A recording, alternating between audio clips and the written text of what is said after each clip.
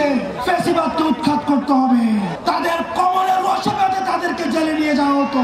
এই কলমগুলোকে ভাঙতে হবে। যে বিজিবি থাকার দরকার ছিল সীমান্তে, তাদেরকে ডেকে এনে তাদেরকে দিয়ে কারাগুলি চালিয়েছে, তাদেরকে খুঁজে বের করতে হবে।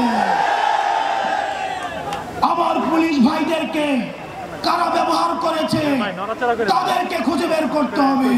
যাদের কলম এই ফ্যাসিবাদের পক্ষে লিখেছে, এই কলমগুলোকে ভাঙতে হবে। এই ফ্যাসিবাদকে সমর্থন জুগিয়েছে, এই জিহ্বাগুলোকে আটকাতে হবে।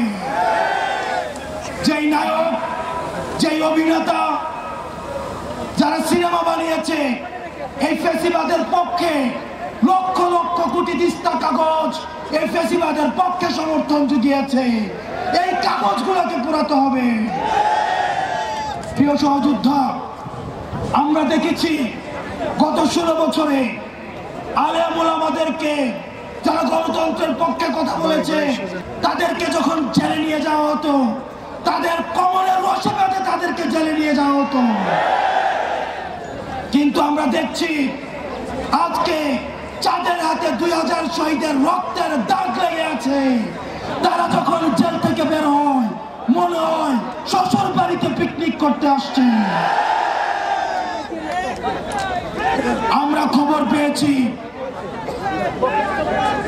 ক্যান্টনমেন্ট গুলোতে, জেলখানাগুলোতে নাকি রাতের বেলায় ব্যাডমিন্টন খেলার আয়োজন করা হয়। প্রশাসন, পুলিশ প্রত্যেকটা স্তরে স্তরে এই ফ্যাসিজমের আখড়া গড়ে উঠেছে। প্রত্যেকটি জায়গা থেকে ফ্যাসিবাদকে উৎখাত করতে হবে। আপনারা জানেন 71কে পুঁজি করে আওয়ামী লীগ গত 16টা বছর শত মায়ের বুক খালি করেছে, শত স্ত্রীকে বিধবা করেছে, শত সন্তানকে এতিম করেছে, শত মাকে সন্তান হারা করেছে। এই 71কে পুঁজি করে যারা এই 71কে আওয়ামী লীগীকরণ করেছে, তাদেরকে বিচারের আওতায় আনতে হবে। প্রশ্নবিদ্ধ এক বিচারের মধ্য দিয়ে আমাদের দেশের উল্লেখযোগ্য আলেমদেরকে ফাঁসিতে ঝুলিয়ে হত্যা করা হয়েছে। আমরা এই বিচার নিশ্চিত করা পর্যন্ত দুনিয়ার কোন শক্তি নয় আমাদেরকে রাজপথ থেকে উৎখাত করবে।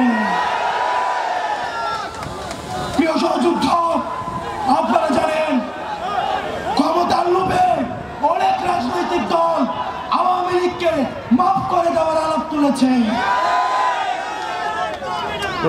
আমরা আপনাদেরকে বলতে চাই, মন্ত্রিত্বের লোভে, ক্ষমতার লোভে, সংসদে যাওয়ার লোভে আপনি যদি মনে করে থাকেন এই আহতরা রাস্তায় রক্ত দিয়েছে এবং এই রক্তের উপর, এই পিচ্ছিল রক্তের উপর দিয়ে আপনি সংসদে যাবেন, তাহলে মনে রাখবেন জাতীয় বেঙ্গল হিসাবে পরিচিত হবে। যে আওয়ামী লীগ এখনো পর্যন্ত একটা সরি পর্যন্ত বলে না, এখনো পর্যন্ত তার অপরাধ স্বীকার করে নাই, তাদের সাথে কিসের রিকনসিলিয়েশন? তারা ক্ষমা চাওয়া তো দূরে থাক, তারা এখন হত্যার হুমকি দিচ্ছে বিদেশে বসে।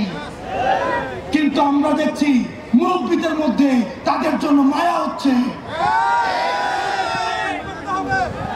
মনে রাখবেন, যারা এই রিকনসিলিয়েশনের আলাপ তুলছেন, আওয়ামী লীগকে নির্বাচনে দেখতে চাচ্ছেন, আপনারা ক্ষমতামুখী, আর আমরা আহত এবং যারা জীবন্ত শহীদ আমরা হচ্ছে জনতামুখী।